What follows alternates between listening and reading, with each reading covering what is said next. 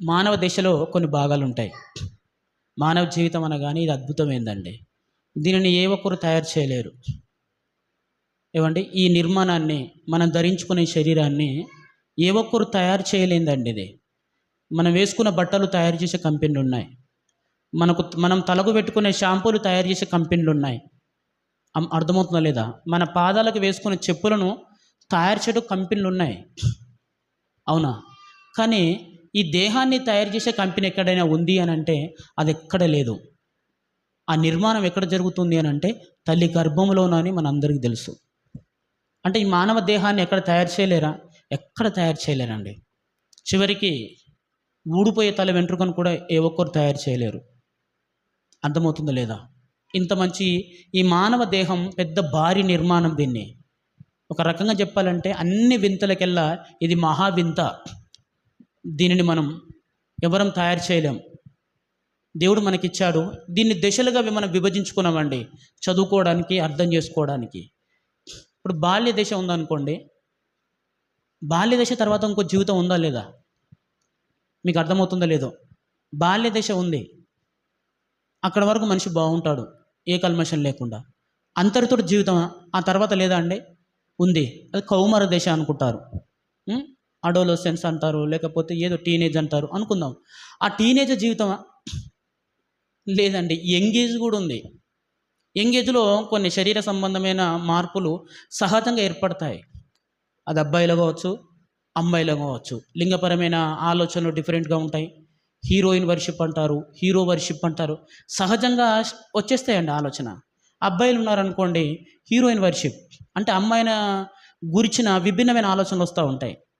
అబ్బాయిలు ఉన్నాయనుకో, సరే అమ్మాయిలు ఉన్నారనుకోండి, హీరో వర్షిప్ అంటారు. అంటే అబ్బాయిలను గురించిన సంథింగ్ ఆలోచనలు వస్తూ ఉంటాయి కదా అండి. ఆ ఏజ్ బాగుంటుంది అని నువ్వు అనుకుంటావు, కానీ దాని తర్వాత ఏం లేదా?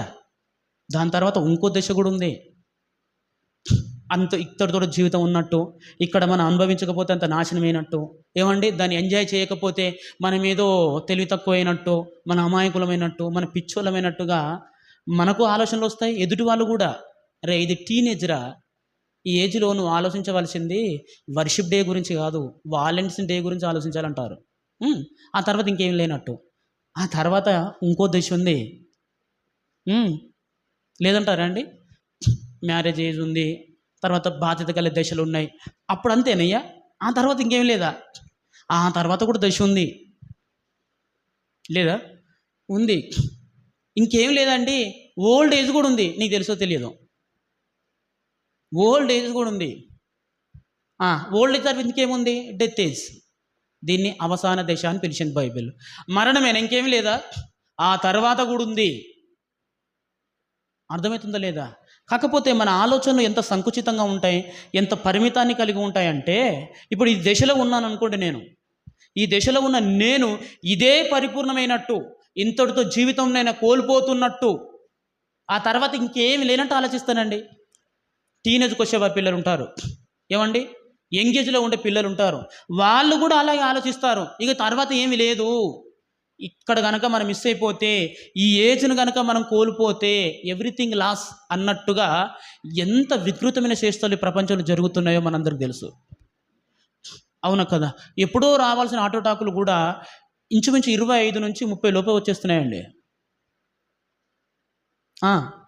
ఎందుకంటే ఒక దశలో ప్రవేశించిన మనిషి ఇదే పరిపూర్ణం, ఈ తర్వాత ఇంకేం లేదండి అనుకుంటారు.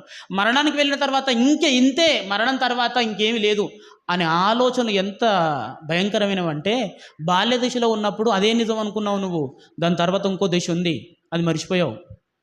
ఏమంటే యంగేజ్లో ఉన్న నీవు అదే నిజం అనుకుంటున్నావు నువ్వు, దాని తర్వాత ఇంకోటి ఉంది, అది మర్చిపోతున్నావు. మరణం చెందుతున్న నీవు కూడా ఒకసారి ఆలోచించు, మరణం వరకే ఏజ్ కాదు, మరణం తర్వాత కూడా ఉంది.